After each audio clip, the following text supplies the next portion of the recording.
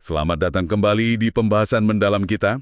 Kali ini kita bakal fokus nih ke bab 2 dari buku Persuading Aristoteles. Betul, Peter Thomson ya penulisnya. Iya, Peter Thomson. Fokusnya itu soal gimana sih cara kita berpikir dan ya menyusun argumen biar lebih meyakinkan gitu. Pernah kan Anda merasa idenya udah oke banget, tapi pas disampaikan kok, tuh berantakan ya. Nah, misi kita kali ini menggali kerangka berpikir logis dari Aristoteles. Tapi yang relevan buat sekarang. Siap kita bongkar. Siap. Dan ini intinya balik lagi ke logos ya, kalau kata Aristoteles. Kekuatan logika. Logos ya? Iya, inti persuasi itu di argumen yang kuat dan terstruktur. Jadi bukan sekedar ngomong, tapi ada alasannya, ada urutannya. Bab 2 ini kasih kita alat praktisnya. Gimana bangun logos itu. Oke. Jadi proposisi dan pembuktian yang kokoh gitu, itu kuncinya. Nah, alat praktisnya nih yang menarik. Ada yang namanya rencana 5 poin kan? Kedengarannya simpel ya, 5 poin. Iya, betul. Rencana 5 poin. Tapi katanya efektif banget. Gimana tuh langkah-langkahnya? Oke, jadi gini, pertama itu umpan atau bait ya, intinya pancing dulu perhatian audiens Anda. Oke, pancing dulu. Kedua, masalah atau pertanyaan. Jadi nyatakan isu intinya apa sih yang mau diangkat, yang mau dipecahkan. Ketiga, nah ini bagian kita, solusi atau jawaban. Tawarkan jawaban Anda, plus penting nih, kasih 1-3 alasan utama kenapa solusi itu bagus. 1-3 ya, jangan kebanyakan juga. Betul, biar fokus. Keempat, hasil atau manfaat, payoff-nya. Jelasin untungnya apa kalau solusi Anda diterima. Oke, apa untungnya buat mereka? Tepat, dan terakhir kelima, ajakan bertindak, call to action. Spesifik ya, Anda ingin mereka ngapain setelah dengerin ini? Yang menarik buat saya itu strukturnya kayak maksa kita mikirin audiens dulu ya. Umpannya apa, masalahnya apa, baru kita nongolin solusi kita. Di buku itu ada analogi layang-layang kan? Iya, betul itu. Mulai spesifik di umpan, terus melebar pas bahas masalah dan solusi, terus ngerucut lagi pas hasil dan tindakan.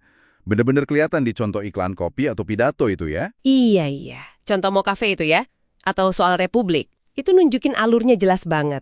Dan kuncinya, seperti Anda bilang tadi, jangan lompat-lompat antar tahap, harus urut. Harus urut, oke. Biar audiens gak bingung ya. Benar, jaga alurnya. Nah, selain rencana 5 poin ini, ada lagi nih kerangka lain yang juga dibahas. Namanya cerita 4 bagian. Cerita 4 bagian. Kayaknya pernah dengerin nih, sering dipakai konsultan ya. McKinsey gitu. Tepat sekali. Ini kuat banget buat menganalisa situasi, membedah masalah. Oke, bedanya apa nih sama yang 5 poin tadi? Strukturnya gimana? Lebih cocok buat laporan atau analisis gitu ya berarti? Bisa dibilang gitu, fokusnya lebih ke diagnosis masalahnya dulu. Strukturnya gini, pertama, situasi. Gambarkan kondisi sekarang yang kita semua sama-sama tahu lah konteksnya. Oke, common ground dulu. Betul. Kedua, komplikasi. Nah, dari situasi tadi, tunjukkan ada tantangan apa, ada masalah apa yang muncul. Ketiga, pertanyaan. Dari komplikasi itu, pertanyaan kuncinya apa sih yang perlu dijawab? Dirumuskan pertanyaannya? Iya. Baru keempat, jawaban. Sajikan solusinya, atau langkah-langkah berikutnya apa. Alur ceritanya itu alami banget, kayak contoh surat dari firma hukum di buku itu kan? Oh iya. Jadi kita dipaksa jernih dulu, lihat masalahnya, baru ngomongin jawaban. Oke, jadi kita punya 2 senjata utama nih dari bab 2.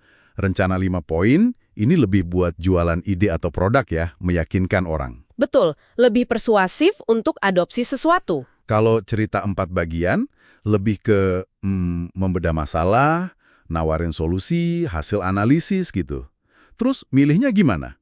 Kapan pakai yang mana? Ada tips lain biar efektif? Ya, milihnya jelas tergantung tujuan Anda. Mau langsung bikin orang bergerak, mungkin 5 poin lebih pas. Mau paparin analisis mendalam dulu, 4 bagian lebih cocok. Oke. Tapi, terlepas dari struktur mana yang dipakai ya, ada satu prinsip yang penting banget.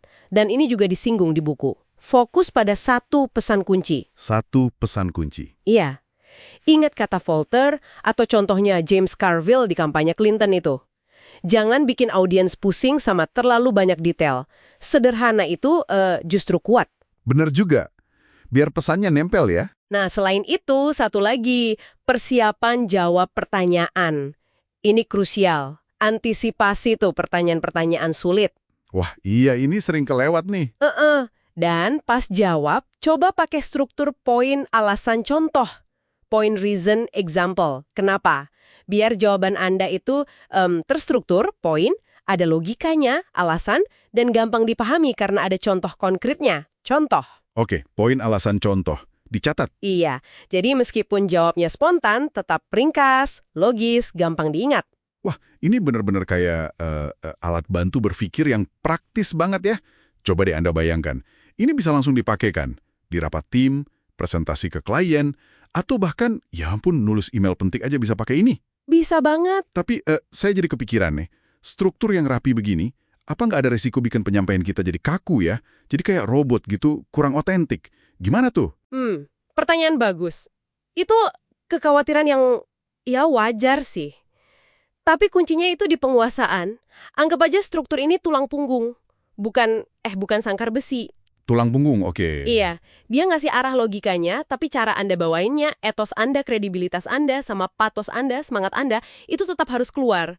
Justru karena strukturnya udah jelas, Anda jadi lebih bebas fokus ke penyampaian yang otentik. Nggak usah cemas lagi soal alur argumennya gimana. Hah, masuk akal. Jadi justru membebaskan ya, bukan membatasi. Bisa dibilang begitu kalau kita sudah menguasainya. Menarik sekali.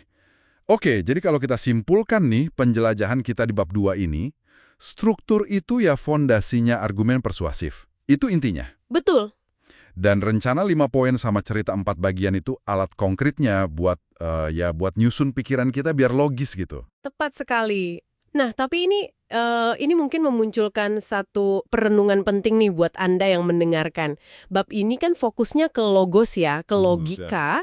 Tapi kan seperti yang juga disinggung di buku, persuasi yang efektif itu butuh etos, karakter, dan patos. Semangat juga, nggak cuma logika. 3 pilar itu ya? Betul. Pertanyaannya jadi gini, bagaimana Anda bisa menyeimbangkan struktur logis yang kokoh, ini kerangka-kerangka tadi, dengan karakter unik Anda, dengan semangat pribadi Anda? Gimana caranya biar persuasi yang Anda lakukan itu nggak cuma oke, masuk akal, tapi juga terasa tulus, otentik, dan benar-benar bisa menggerakkan hati audiens Anda? Wah, pertanyaan yang dalam banget tuh buat direnungkan. Oke deh, terima kasih banyak sudah menyimak pembahasan kita kali ini ya. Sampai jumpa di penjelajahan kita berikutnya.